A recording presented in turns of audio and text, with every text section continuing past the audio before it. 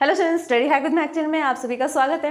जैसे कि previous videos में हमने लीनियर सर्चिंग की थ्योरी की थी। लीनियर सर्चिंग क्या होता है, क्या इसके एग्जांपल्स हैं, एग्जांपल के थ्रू इसे हमने समझा भी था। Example, algorithms, each and everything हमने क्लियर कर लिया था। एग्जाम्पल भी किया था, लेकिन अब उस एग्जाम्पल को इंप्लीमेंट कैसे करना है, by using some programming languages. Programming language का यूज करके हम कैसे इंप्लीमेंट करेंगे लीनियर सर्चिंग को। तो अभी हम जो करने जा रहे हैं प्रोग्राम, लीनियर सर्चिंग प्रोग्राम, वो किस लैंग्वेज में है? सी लैंग्वेज में हम इसे इंप्लीमेंट करेंगे। तो सी लैंग्वेज में इंप्लीमेंट करने के लिए आपको सी लैंग्वेज के बेसिक प्रोग्राम्स आने चाहिए, बेसिक स्ट्रक्चर आना चाहिए कि किस तरीके से प्रोग्राम को लिखा जाता है, कौन सी हेडर फाइल्स लगती हैं, प्रिंट करने के लिए, एंटर करने के लिए डेटा को, लूप्स लगाने के लिए जो बेसिक टर्म्स होती हैं वो सबकी नॉलेज आपको होनी चाहिए प्री रिक्वेस्ट में। अब सबसे फर्स्ट चीज़ ये है कि ज़रूरी नहीं है कि हर बार प्रोग्राम आप सी लैंग्वेज में ही लिखोगे। ऐसा भी हो सकता है आप अपनी प्रेफर लैंग्वेज में भी उसे लिख सकते हो। जैसे C++ यूज़ कर सकते हो, आप जावा यूज़ कर सकते हो और पाइथन यूज़ कर सकते हो। मतलब नॉर्मली आप कोई भी लैंग्वेज यूज़ कर सकते हो जो प्रोग्रामिंग लैंग्वेज में काउंट होती है। हमारे चैनल स्टडी हैक विद महक को लाइक, ज़्यादा से ज़्यादा शेयर एंड सब्सक्राइब करें। अगर आपने सब्सक्राइब कर दिया है तो बाकी सभी डिवाइसेस से भी सब्सक्राइब करा सकते हैं, क्योंकि सब्सक्राइबर्स बहुत ज़रूरी हैं। देन कमेंट करें। हमने अभी कौन सी लैंग्वेज यूज़ की है, विच इज़ सी लैंग्वेज। तो फर्स्टली हम जब देखते हैं सी लैंग्वेज का प्रोग्राम हम स्टार्ट करते हैं तो उस प्रोग्राम में क्या होता है? सबसे पहले हमें हेडर फाइल्स को इंक्लूड करना होता है। हेडर फाइल्स में कौन सी फाइल है ऐसी जो सबसे फर्स्टली इंक्लूड करना मस्ट है, कंपल्सरी है? वो हेडर फाइल है stdio.h। stdio.h में क्या होता है? Standard input output header file. .h से हम एक्सटेंशन जो होती है .h की, उससे हम क्या समझते हैं कि ये क्या है? एक हेडर फाइल है। अब जो ये फर्स्ट लाइन लिखी हुई है ना कि #include stdio.h, इस पूरी लाइन का मतलब क्या है? जो हैश होता है ये किसके लिए यूज होते हैं? इसे क्या बोलते हैं? इसे हम बोलते हैं pre processor directive. Pre processor directive का काम क्या होता है? जो कंपाइलर है उसे बताना कि ये जो हेडर फाइल ये यूज करने वाला है यूजर, इस फाइल से रिलेटेड जितने भी इसके अंदर डेटा पड़ा है, जो चीजें इसको यूज करनी है वो इसे ला कर दो, ताकि वो उसे यूज कर सके इस प्रोग्राम में। हेडर फाइल का मतलब होता है कि ऐसी फाइल जो पहले से प्री बिल्ट है, पहले से ही प्रोग्राम की हुई है, उसके अंदर कुछ फंक्शंस हैं जो डिफाइन किए हुए हैं प्री बिल्ट में। अब हमें उन फीचर्स का, जो प्री बिल्ट फंक्शंस हैं, उन फंक्शंस का यूज करना है। तो ईच एंड एवरी फंक्शन को हम बार बार नहीं लिखेंगे, बल्कि हमने एक सिंपल सा यूज निकाला, क्या कि हम उसकी हेडर फाइल को यूज करेंगे। और बीच में जो अपने इंक्लूड वर्ड लगाया है, इसका मतलब यह है कि आप उस हेडर फाइल को अपनी इस प्रोग्राम की फाइल में इंक्लूड कर रहे हो। पूरी लाइन का मतलब क्या हुआ?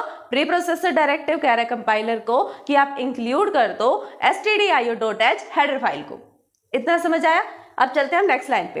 नेक्स्ट लाइन में क्या है? #include conio.h। #include conio.h भी क्या है? ये भी एक हेडर फाइल है।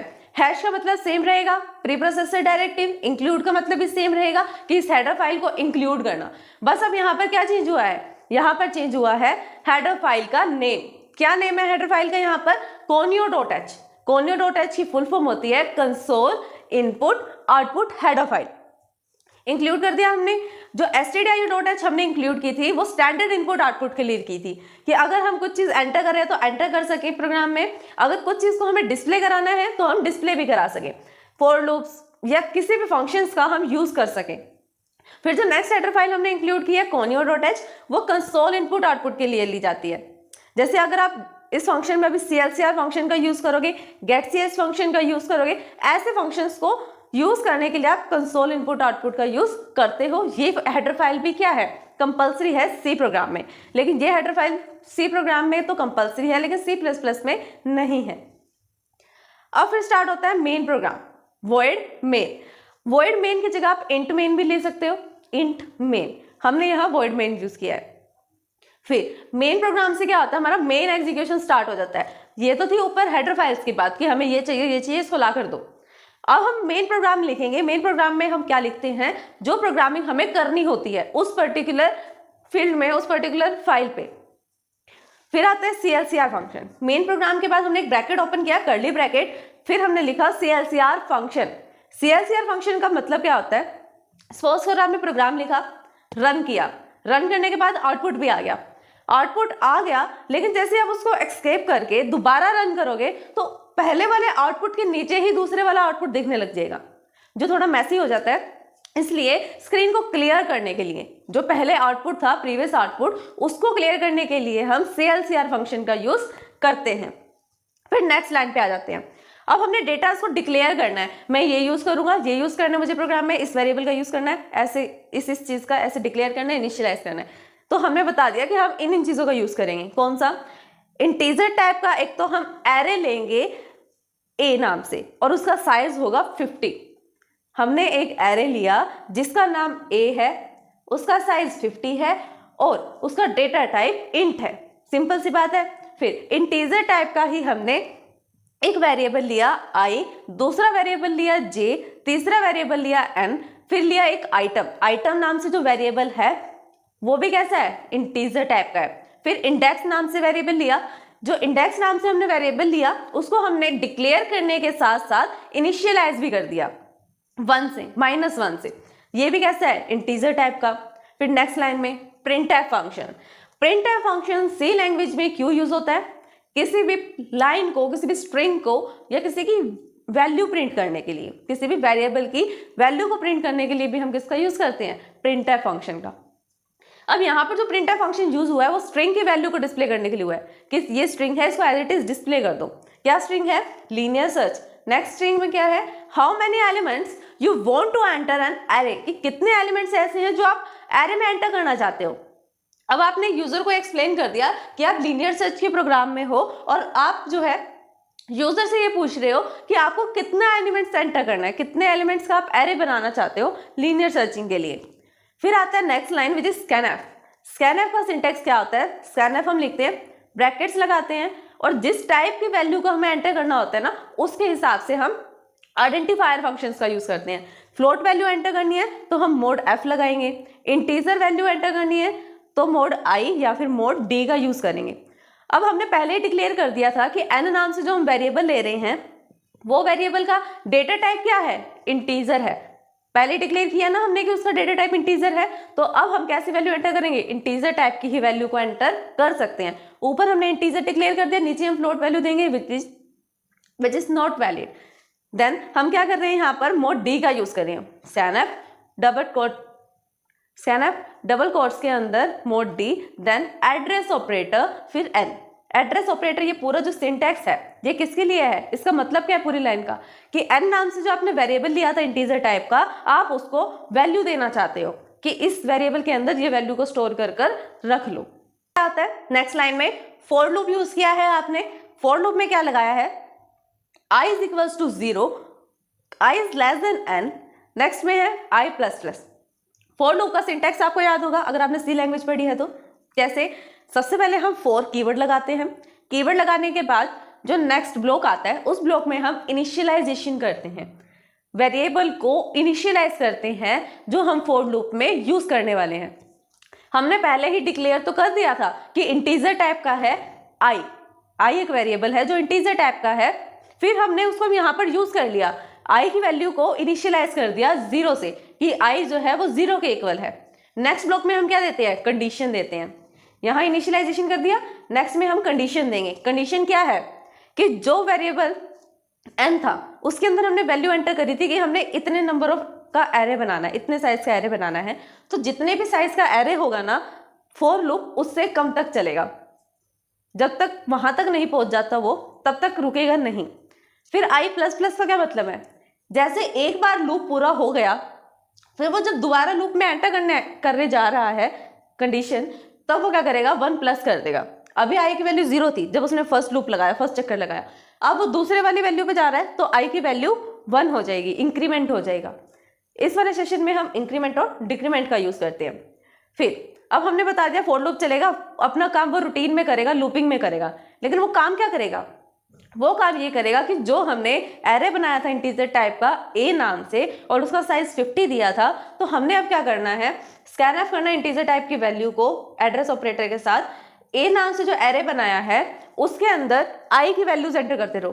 फर्स्ट टाइम i क्या है? 0, मतलब a 0th इंडेक्स पे वैल्यू डाल दी। फिर नेक्स्ट टाइम i क्या हो जाएगा? 1, तो i 1 की वैल्यू डाल दी कि 1th इंडेक्स पे ये है। फिर नेक्स्ट टाइम क्या होगा? a की वैल्यू 2 हो जाएगी, 2। फिर इंडेक्सिंग चेक करेगा कि ए की इंडेक्स 2 पे हमने क्या वैल्यू डाली है। फिर नेक्स्ट प्रिंटफ लाइन में वो वापस डाल दी। नेक्स्ट लाइन वो प्रिंट करवा रहा है कि enter the element to be search, values डाल दी तो एरे भी क्रिएट हो चुका है उसकी मेमोरी में। अब वो ये पूछ रहा है कि एक ऐसा एलिमेंट एंटर करो जो आप लीनियर सर्च के थ्रू सर्च करना चाहते हो इस एरे में जो आपने बनाया है। ठीक है, स्कैनफ नाम से हमने फंक्शन यूज किया, इंटीजर टाइप का वैल्यू हमने लिया आइटम भी हमने डिक्लेयर किया था। तो आइटम में अब हम उस पर्टिकुलर वैल्यू को रखेंगे जिसको हम सर्च करना चाहते हैं। अब सर्चिंग में हमने वैल्यू भी डाल दी कि ये वैल्यू हमें सर्च करनी है जो आइटम नाम के वेरिएबल में स्टोर है। अब जो हमने फर्स्ट लूप लगाया था, फर्स्ट लूप का यूज हमने इसलिए किया था कि हम वैल्यूज को एंटर करवा सके। अब हम एक बार और लूप का यूज करेंगे। उस लूप में हम i की जगह j वेरिएबल को यूज करेंगे क्योंकि i वेरिएबल यूज हो चुका है, उसकी अपनी वैल्यूज हैं। अब j वैल्यू को यूज करो, j इज इक्वल टू 0। कहाँ तक कंडीशन चलनी चाहिए? जब तक n से लेस है j, फिर j प्लस प्लस हो जाए। कंडीशन में काम क्या करेगा वो? उसने एक स्टेटमेंट दी है, इफ स्टेटमेंट, कि जब तक हम वो किसी भी एलिमेंट के साथ सर्चिंग कर रहा है ना, जैसे j की वैल्यू फर्स्ट टाइम 1 थी, a ऑफ 1 या फिर a ऑफ 0, तो पहले उस वैल्यू से कंपेयर करेगा कि क्या ये वैल्यू कंपेयर होकर सेम आ रही है। अगर सेम आएगी तो अंदर चला जाएगा कंडीशन में। कंडीशन में जाने के बाद जो j की वैल्यू होगी, अगर मान लो 4th नंबर वाली वैल्यू से वो मैच हो रहा है तो j की वैल्यू क्या है? 4, इंडेक्स में 4 चला जाएगा। यहाँ से कंडीशन ब्रेक होकर डायरेक्टली ये लूप से भी और फंक्शन से भी बाहर आ जाएगा। अगर ऐसा नहीं है, मतलब आपको वैल्यू मिली ही नहीं, कोई भी वैल्यू आइटम से मैच नहीं हुई, देन आप नेक्स्ट वाले इफ स्टेटमेंट पर आ जाओगे। हमारे चैनल स्टडी हैक विद महक को लाइक, ज़्यादा से ज़्यादा शेयर एंड सब्सक्राइब करें। अगर आपने सब्सक्राइब कर दिया है तो बाकी सभी डिवाइसेस से भी सब्सक्राइब करा सकते हैं क्योंकि सब्सक्राइबर्स बहुत ज़रूरी हैं। देन कमेंट करें। नेक्स्ट वाले स्टेटमेंट में क्या है? If index is equal to -1, कि इंडेक्स में आपकी तरफ से कोई वैल्यू एंटर हो ही नहीं है, मतलब आपको इंडेक्सिंग मिली ही नहीं है कि ये एलिमेंट यहाँ पर है, तो इसका मतलब वो बाय डिफॉल्ट वाली वैल्यू पे पड़ा है विच इज -1, क्योंकि -1 हमने पहले इनिशियलाइज कर दिया था।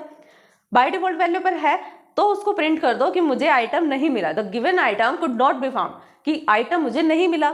अगर ऐसा नहीं है तो एल्स में चला जाएगा कि आइटम मिल गया है, वो इतने इंडेक्स पे है, ये इसकी पोजीशन है, इंडेक्स और इंडेक्स प्लस 1 से वो सर्च हो जाएगा। इस वैल्यू को वो प्रिंट कर देगा कि this item will be found at this place with this index with this position. फिर हमने नेक्स्ट लाइन में गेट ch फंक्शन का यूज किया। गेट ch फंक्शन का काम क्या होता है? एक तो एक console input output header file में इंक्लूड होता है, उसके थ्रू इसको हम यूज करते हैं। और दूसरा कि इसका काम क्या होता है? इसका काम ये होता है, जैसे आपने एक फंक्शन को रन किया, आउटपुट आया, आउटपुट आएगा तो सही रन करने के बाद, लेकिन आपको शो नहीं होगा क्योंकि उसका एग्जीक्यूशन इतना ज्यादा फास्ट होगा। आउटपुट आएगा, आती वो प्रोग्राम को टर्मिनेट कर देगा, जो हमें नहीं चाहिए, हमें तो आउटपुट देखना है ना। तो हम गेट ch फंक्शन का यूज करेंगे, जिसे हम स्क्रीन होल्डर भी कहते हैं, कि जब तक हम खुद नहीं चाहेंगे, एंटर प्रेस नहीं करेंगे, एस्केप प्रेस नहीं करेंगे, तब तक वो स्क्रीन एज इट इज रहनी चाहिए, जब तक हम कमांड नहीं देंगे। फिर हमने मेन फंक्शन का जो ब्रैकेट था, कर्ली ब्रैकेट, उसे क्लोज कर दिया। तो स्टूडेंट्स, ये था हमारा लीनियर सर्चिंग प्रोग्राम इन अ सी प्रोग्रामिंग लैंग्वेज। अगर इस वीडियो को समझने में आपको कोई भी परेशानी आती है तो आप हमें कमेंट कर सकते हैं। Thanks for watching my video.